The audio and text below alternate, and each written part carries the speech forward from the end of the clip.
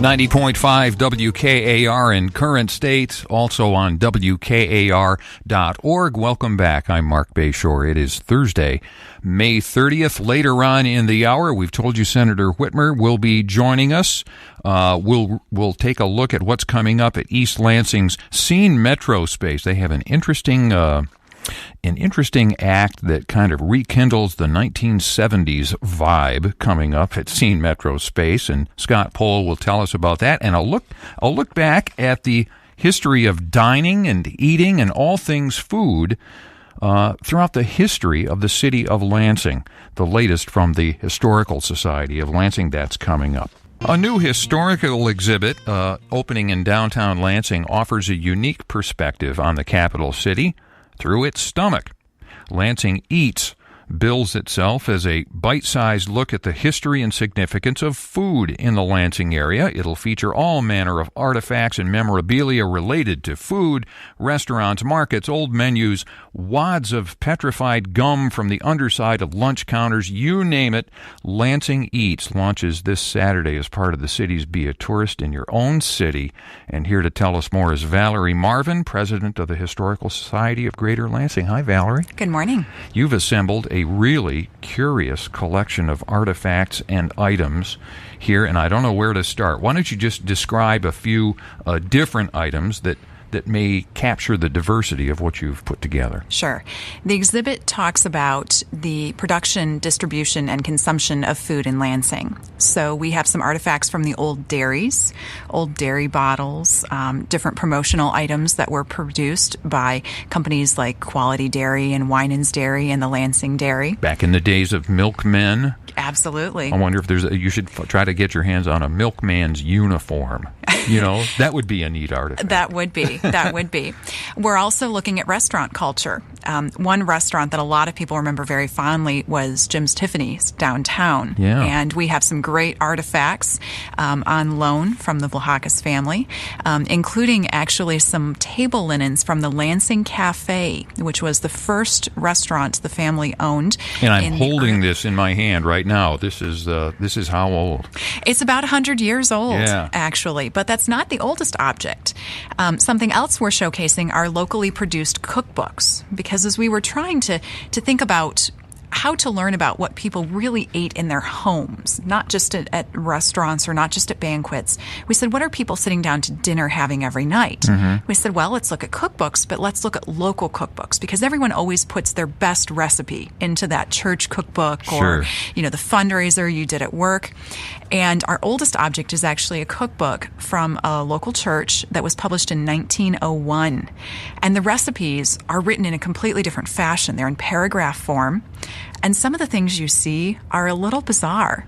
For example, the cookbook includes a recipe for a sandwich made with nasturtium in it, as in the plant. As in the flower, yes, right? Yeah. Yes. Just down a bit from that is a sandwich made with ham and beef tongue. Oh, my. Not something we eat every day today, certainly. A blast from the past. You say that exploring the history of restaurants in Lansing gets one closer to the city's immigrant experience. Tell us about that. It does. A lot of the restaurants in town and a lot of food-related businesses like Fabiano's are very tied to the immigrant community. For example, Fabiano's was started by an Italian family that settled in Michigan.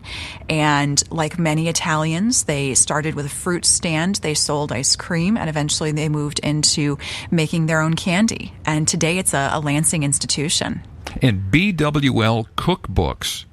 I didn't know the Board of Water and Light was once in the cookbook business. This goes way back. Tell us about that. Well, they would give out small cookbooks as promotional items when they would host cooking classes for local women. They would have these cooking classes around town where they would show off new kitchen technologies, things like gas stoves, things like ice boxes and refrigerators when those came in.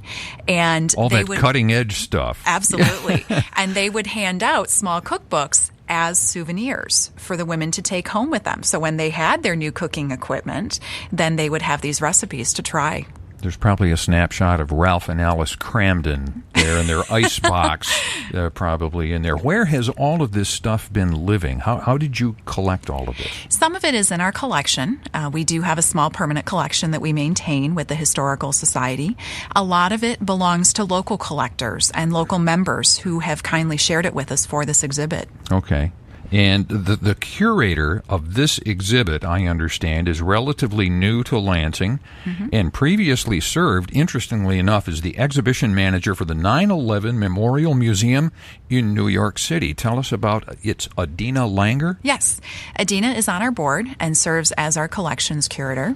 And she still continues to actually work with the 9/11 Museum. She flies out to New York quite often and continues to work on that project. She manages all of our collections and has really enjoyed putting together this exhibit and learning a little bit more about Lansing in the process. Do you recall what your oldest restaurant menu is? Our oldest restaurant menu.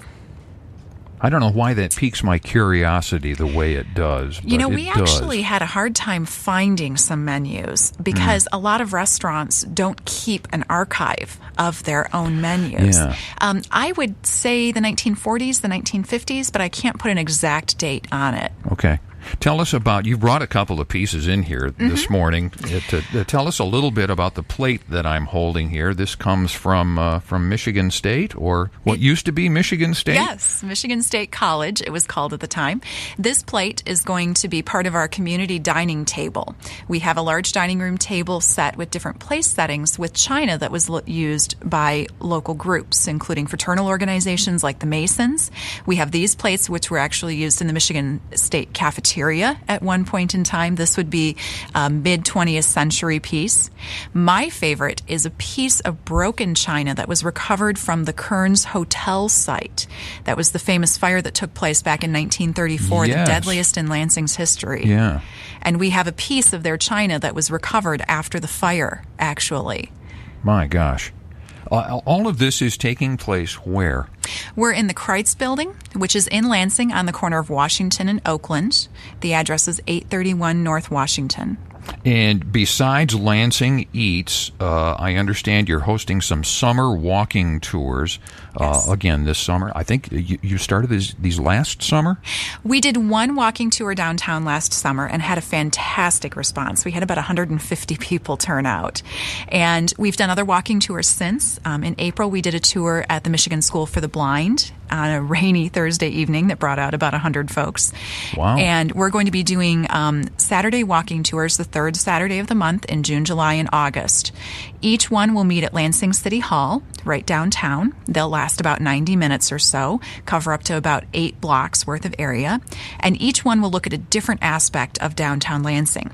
The first one on June 15th is called Lost Lansing. And we're going to be remembering all of those fantastic buildings that have been lost over the years for one reason or another. Some to fire, some to modernity and the wrecking ball. We'll be talking about things like the old City Hall, the Second State Capitol building, the Olds Mansion, the Barnes Castle, the Downey Hotel. We'll be, in July, doing a tour called Church and State, where we're going to be visiting the churches and the government buildings that ring the Capitol downtown and looking at the significance of those buildings and what is considered to be the premier real estate area of Lansing historically, that land around the Capitol. Sounds great. And Sounds great. There's several after that, yes, too, correct? Yes. Okay. Well, for purposes of time, we've got to leave it at that. Your website where people can learn more. LansingHistory.org. LansingHistory.org. Valerie Marvin is president of the Historical Society of Greater Lansing. Thanks, Valerie. Thank you.